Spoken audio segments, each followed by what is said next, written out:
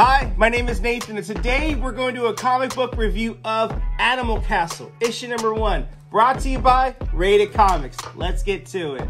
We begin this issue with the monologue where we get a view of this outside castle in the woods. A long time ago, humans built a castle that was turned into a farm. No one really knows why they left. Perhaps they abandoned it. Others justify the impromptu departure through a battle where men with long knives butchered the ones on the farms. So the humans are no longer here, and that's all that matters. So the animals thought with the humans gone, they imagined things could be better, but little did they know, it was just a lot of stuff that about to jump off. And perhaps they were not better off. We begin this issue with a hen on trial named Adelaide. She openly admitted to concealing an egg, her own egg, to prevent it to being collected for their beloved President Silvio, who we have not met. We see this hen convicting Adelaide in front of these dogs who are like the front runners or the enforcers, so to speak. You conceal the egg we all know that the fruits of your labor is supposed to be stashed at the central labor house. No one can let go of this crime, and you must be punished for your crime. On my command, dogs. And the dogs are just growling, ready for go.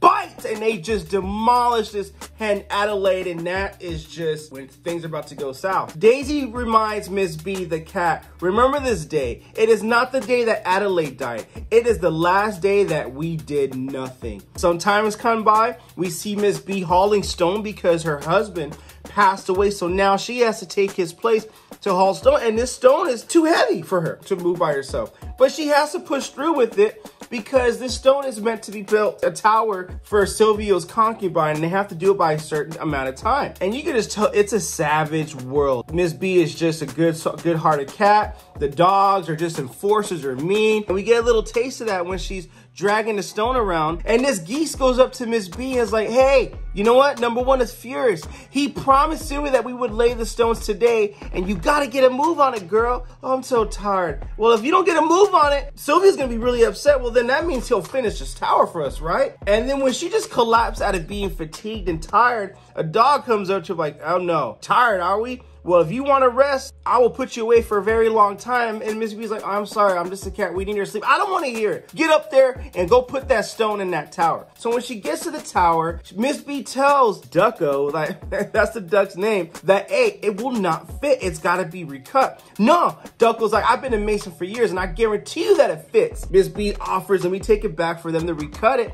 And one of the dogs like, negative. We made a promise, and we have to fulfill it. That concubine for Silvio. So when they try to place the stone, clearly it won't fit. The stone collapsed, jeopardizes the duck, and the dog is like, screw that duck. We got plenty of ducks, but we only have one cat. Save yourself. So in a character-defining moment, Miss B jumps down, rescues Ducko, and the dog's like, what the heck are you doing?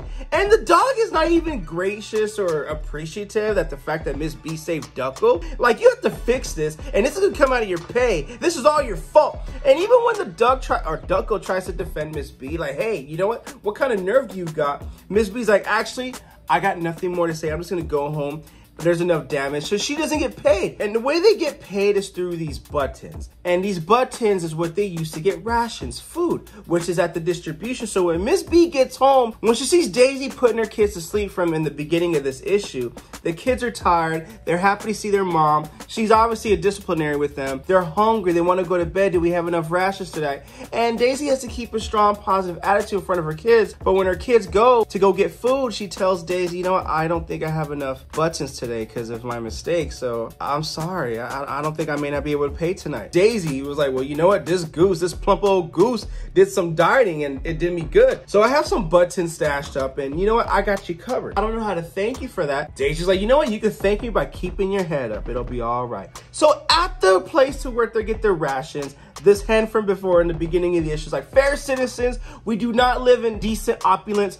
Your bowls have been filled, and because it's providing with the security the Republic guarantees, thanks to your efforts, we have a strong dog militia. There was a wolf attack last night, so even if sadness and hunger torments us, we remain victorious against the wolf attack, and Daisy ain't buying none of that. Miss B is like, you know, keep it easy, it's all good. The crowd sings and they sing and sing, and the duck goes up and says, hey, we sung all right, but now we're hungry. Oh yes, the hen continues his speech. Of course you're hungry. And the harvest was not good as we hoped. So we have to stand together so that the Republic can ensure the stores are sufficient, so everyone's rations will be reduced. And Daisy's not having like, F that, I have buttons, take my buttons, you gonna get my food. Why should we starve to death when you and your president band continuously, constantly stuff yourselves, fill with your bellies, and the dog's like, hey, you know what? Shut it, because I know a hen who tied to a stake for less than what you're doing right now. So shut it. And then Daisy's not having it, so she starts a militia like, let's do it. Make it and forget that food. And the dog's like, all right, distribution is canceled and pandemonium ensues, and all-out war goes out. I mean, we see a bull impaling a dog through the midsection there. That is pretty bad right there. It's graphic, animals going crazy. It's just like oppression, depression, and starvation at its best. And Miss B has nothing to do but just to protect her kids. And these dogs are out for blood. Now, you guys attacked us. We're gonna attack you guys, and you guys are gonna get it 10 times worse. Now, the ending of this book, which when you see what happens to Daisy at the end, and that was Mrs. B's meal ticket, not meal ticket, but Mrs. B's way of getting food for her kittens, because she didn't have the buttons to pay for that today because of what happened, even though it wasn't her fault. And she clearly made a wise suggestion, take the stone back. She has to pay for it because of this dictatorship and this tyranny. This book was an amazing read. I can see why it did what it did in sales, and I had to pick it up and read it for myself. Link in description, by the way, if you wish to purchase a copy of this book. With that being said, Animal Castle, issue number 1. What you guys think of the comic book? Comment below, let me know. And also, if you like the content we're throwing up, you know what to do. Don't be shy and don't be stingy. Here at Rated Comics, we do awesome comic book reviews, comic book related content with the occasional comic book giveaway. Thanks again for watching. Until next time.